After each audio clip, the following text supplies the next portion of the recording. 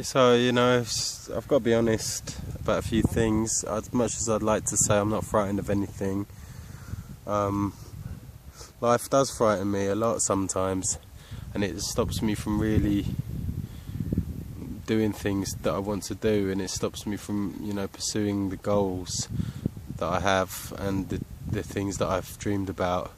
You know, because you can make any of your dreams a reality, really, if you focus on that. You know, you can do it.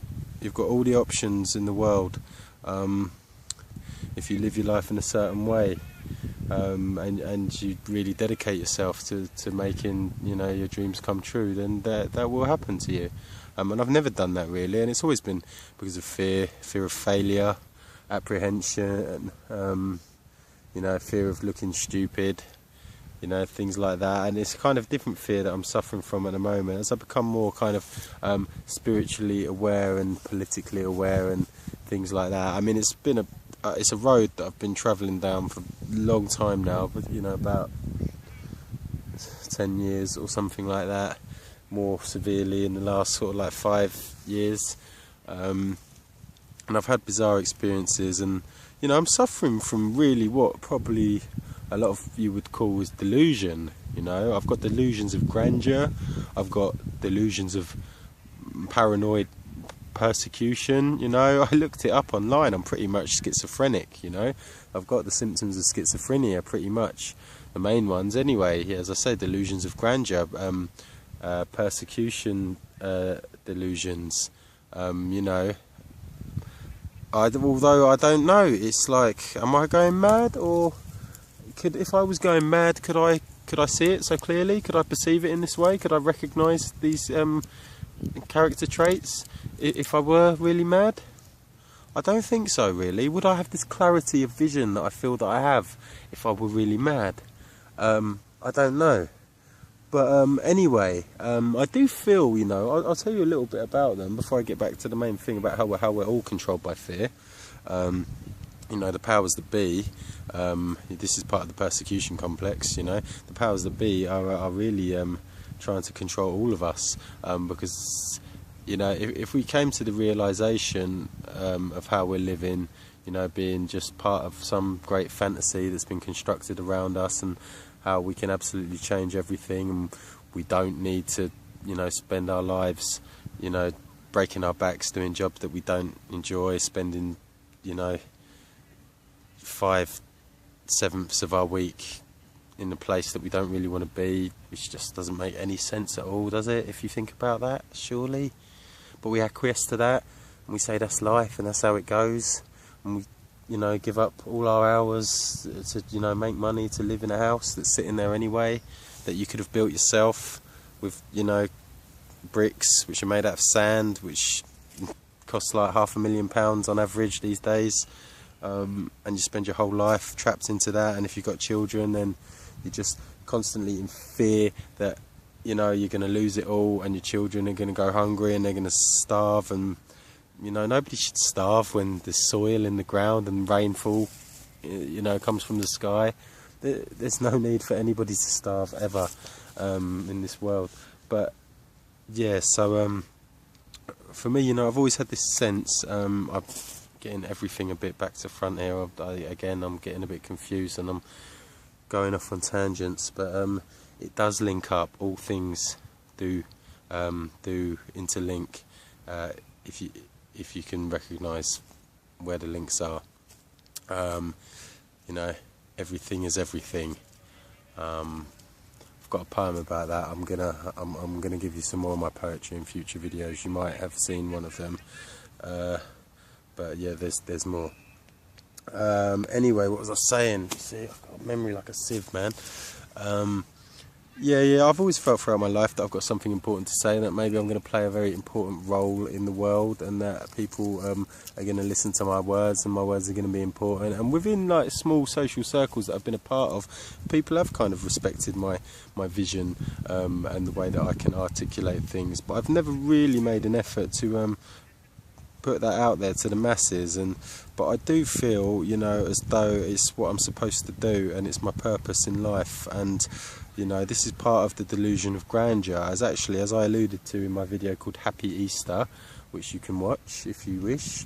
You know, that I feel something like maybe I'm having the experience that Jesus Christ had, or like Muhammad had, or the Buddha had, or something like that. I mean, I can't really compare myself to any of those men, because I still allow myself, above all else, to be a slave to my addictions, you know, and I really don't dedicate myself to purity and truth, and I really dedicate myself more than anything to like hedonism and temporal pleasures, you know.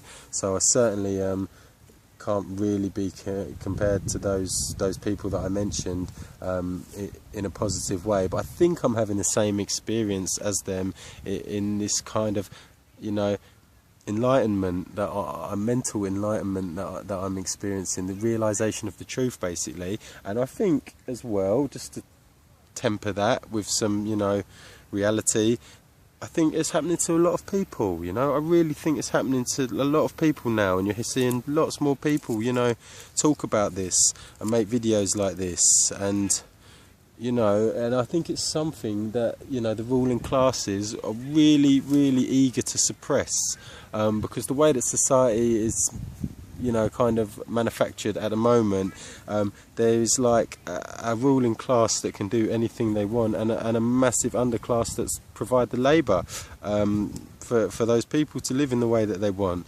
And if this underclass, which most of us are a part of, this is the 99% we've heard so much about recently, if the 99% realised what was going on and how they could change the world, and, you know, live with freedom and happiness, and, you know, if we realise that, then obviously the world's going to change drastically, and I think that is going to happen, but I don't know, maybe it's not going to happen, because maybe I think these realisations, these thoughts have been going on forever and ever, and it's almost like a constant cycle, you know, of every kind of like every generation has someone like me. Just for example, I say like me, there's obviously people doing a far better job of what I'd like to do.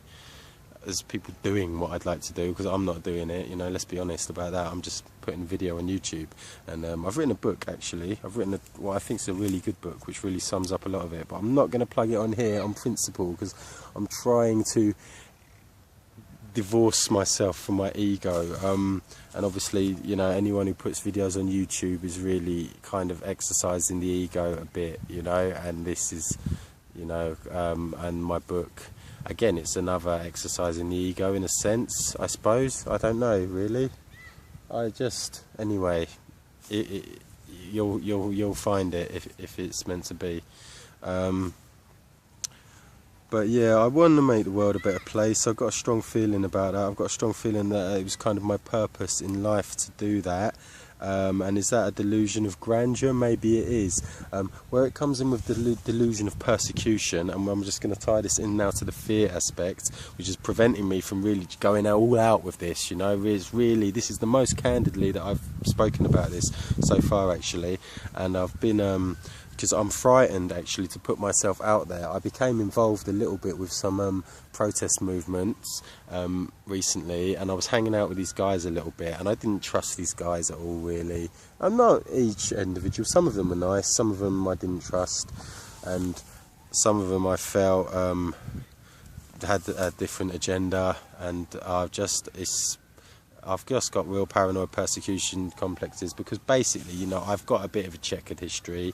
I've done some morally questionable things, you know. I haven't done anything that bad, I don't think, honestly. I don't think I've done anything that bad, but they're things that could easily be kind of twisted and blown out of proportion and just cause me a lot of embarrassment, and I think they're actually quite common knowledge in certain circles as well. I don't really want to talk about that, because as I say, it's very embarrassing, and I've got no need to talk about it, because it doesn't really affect anyone. You know, it might have been a bit disrespectful to some certain people in the past. Some of the things I've done might have been a bit disrespectful and a bit bad, but you know, that's life. That's a mistake that I made, you know, and no serious implications, I don't think, you know, to be honest with you. No massive harm caused by anything that I've ever done, but yeah, it's pretty embarrassing, and it could be blown out of proportion, and it's this kind of thing has it has already been blown out of proportion. In fact, I'm sure of that. It has already been blown out of proportion. And this is why I start to think a bit, how could it be something so kind of like insignificant as this appears to be significant to certain people? I'm sorry, I'm not going to say exactly what it is, because it's none of your business, and it's not in the public interest at all. And one day maybe you'll know about it, and I'll hold my hands up and I'll say, yep, sorry, I was a bit of a cunt. But until that point, it's fucking none of your business, and it don't matter, and it's not important.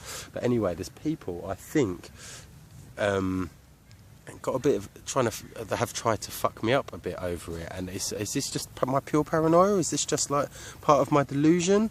I don't know. Or is this because they know that I've written a book? Because this book is critical of a great many things in society, and is specifically critical of a certain group of people, who is the group that I'm talking about, that would have something to gain from discrediting me. It's a long story, and already, you know, the more I go on about it, the more and more I sound like a madman. I know. It's actually, I've told a few people about it recently. I'm starting to realise that probably it is a paranoid delusion more than anything else. So that's me, Mike Hunt, paranoid delusionist, controlled by